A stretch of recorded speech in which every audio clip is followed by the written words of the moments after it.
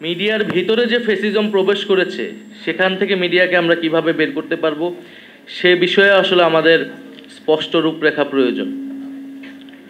কারণ আমরা দেখছি মিডিয়া ও ফ্যাসিজমের যেই সম্পর্ক বিগত সময়ে ছিল, যদি সেই সম্পর্ক থেকে সেই আদর্শিক আধিপত্য জায়গা থেকেও যদি মিডিয়া বের না হয়, তাহলে আসলে এই জুলাই গণঅভ্যুত্থানের পরবর্তীতে আমরা যে মুক্ত গণমাধ্যমের প্রত্যাশা করি এবং জনগণের মিডিয়ার প্রতি যে আস্থা বিশ্বাসের জায়গা, সেটি আসলে সম্পূর্ণরূপে নিশ্চিত হবে না। ফলে মিডিয়ার সুশাসনের বিষয়টি মিডিয়ার ভিতর থেকেই নিশ্চিত করা উচিত, সে বিষয়ে উদ্যোগ গ্রহণ করা উচিত। দ্বিতীয়ত, আমরা এই অন্তর্বর্তী সরকারের সময়ে প্রচুর মিস ইনফরমেশনের একটা ক্যাম্পেইন দেখেছি এবং বাংলাদেশের গণমাধ্যমগুলোতেও এই মিস ইনফরমেশন নানাভাবে ছড়ানো হয়েছে। সেই জায়গা থেকে আমাদের আরও সচেতন এবং পেশাদারিত্বের জায়গা আসলে আসা উচিত। কারণ দল হিসেবে বা একটা রাজনৈতিক শক্তি হিসেবে আমরা বিভিন্ন সময় এটার ভিকটিম হয়েছি এবং হচ্ছি। আমাদের বিভিন্ন সময় বিভিন্ন কথা ভুলভাবে স্থাপন করা হচ্ছে এবং একটা মিডিয়া কর্তৃক একটা রাজনৈতিক করণের চেষ্টার জন্য বিভিন্ন সময় আমাদের বক্তব্য কোর্টকে ভিন্নভাবে উপস্থাপন করা হচ্ছে। তো সেই জায়গা থেকে আমরা এটা আশা করব যে আমরা রাজনৈতিক দলগুলোর সাথে গণমাধ্যমের যে সম্পর্ক, সেই সম্পর্ক আরও ইতিবাচক হবে এবং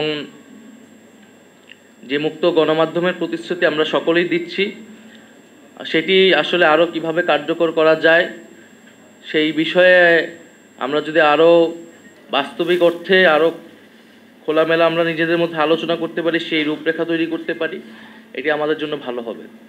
গণমাধ্যম সংস্কার কমিশন আসলে অনেক আগেই হয়েছে, আমি উপদেষ্টা থাকার সময় হয়েছিল এবং আমাদের যে সময়সীমা সেই সময় ছিল যে গণমাধ্যম সংস্কার কমিশনের সুপারিশগুলা দ্রুত আসবে এবং বাস্তবায়ন হবে, সেটি অনাকাঙ্ক্ষিতভাবে অনেক দেরি করছে। তো আমি মনে করি যে সেটি দ্রুত হওয়া উচিত, কারণ সেই সংস্কারের রূপরেখাগুলো আসলে এবং বাস্তবায়ন হওয়া শুরু করলে আমরা আসলে বলতে পারবো যে এই জুলাই গণঅভ্যুত্থানের পরে আসলে গণমাধ্যমের পরিবর্তনটা দৃশ্যমান হচ্ছে। গণমাধ্যমের যেই মালিকানার বিষয়টা আসছে, আমরা এটা সমর্থন করি যে মালিকানার বিষয়টা সুস্পষ্ট হওয়া উচিত। কারণ বিভিন্ন কর্পোরেট মালিকানা কোনো একটি গোষ্ঠী বা বিভিন্ন কায়েমি স্বার্থে গণমাধ্যমকে ব্যবহার করার সুযোগ পায়।